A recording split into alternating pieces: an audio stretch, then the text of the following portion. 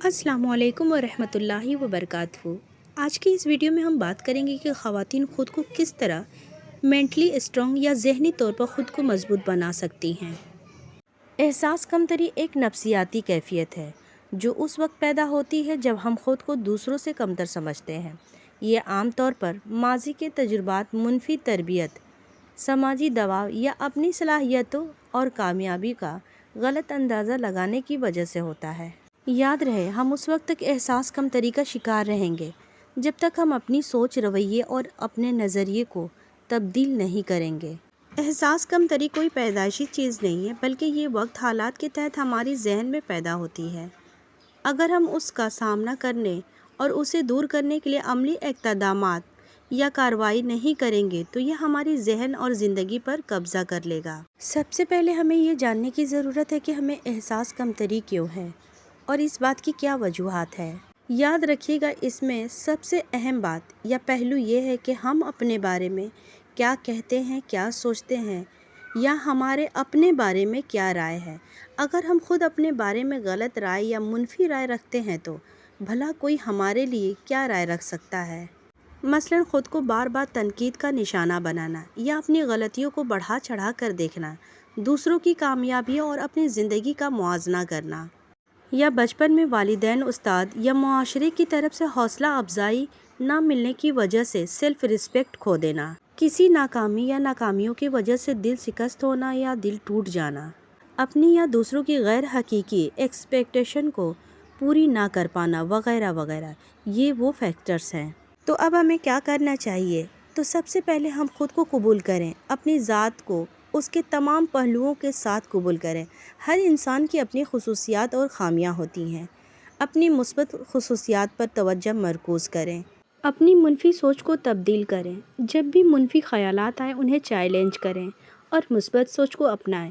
मिसाल के तौर पर, अगर आप कोई भी काम करती हैं और वो ख़राब होता है तो उससे मायूस नहीं होना है, बल्कि ये सोचना है मैं तो अभी सीख रही हूँ, ना कि आप ये कहें कि मैं नाकाम हूँ। इसके बजाय कहें मैं गलती की लेकिन सीख सकता हूँ या सीख सकती हूँ, मैं बेहतर और बेहतरीन करूँगा या करूँगी। अपनी कामयाबियों को तस्लीम करें। आपने ज़िंदगी में कुछ कामयाबियाँ भी हासिल की होगी और कुछ अच्छे काम भी किए होंगे, तो बस अपनी माजी की कामयाबियों और उन चीज़ों को याद करें जिन पर आपको फ़ख्र है। ये आपकी खुद एतमादी बढ़ाने में मदद करेगा। दूसरा ये है कि अपनी ज़िंदगी का दूसरों के साथ मुआवजा करना छोड़ दें। हर किसी का सफ़र मुख्तलिफ होता है और आपकी खूबियाँ, सलाहियतें और तजुर्बात अलग हैं, लिहाजा ख़ुद को किसी से कंपेयर ना करें। आप एक अलग हैं, आपकी अपनी खुसूसियात हैं, अपनी शख्सियत है, अपनी पहचान है। तीसरा ये है कि कोई नया हुनर सीखें, उससे आपको खुद एतमादी में इजाफ़ा होगा और आपकी अपनी सलाहियतों पर भरोसा होगा। मुस्बत लोगों के साथ रहें, ऐसे लोगों के साथ जो आपकी हौसला अफजाई करते हैं और आपको समझते हों। अपनी जिस्मानी और जहनी सेहत का ख्याल रखें।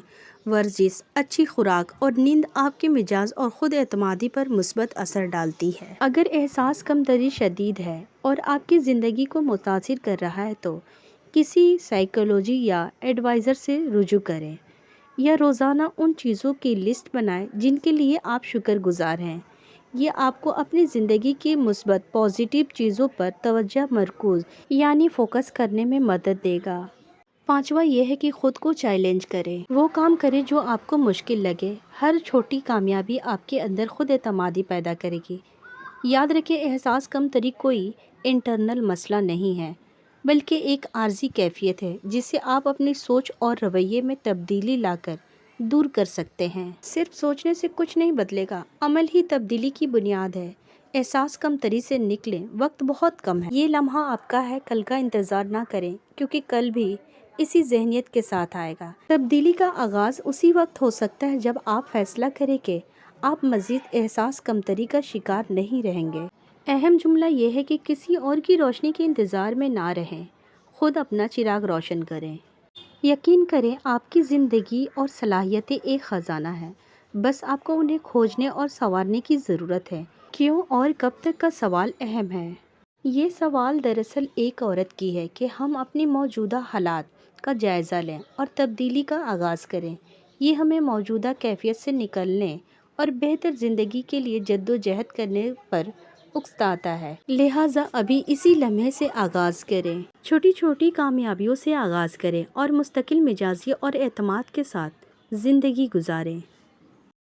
اگر ہماری ویڈیو آپ کو اچھی لگی تو ویڈیو کو لائک شیئر ضرور کریں۔ اللہ حافظ۔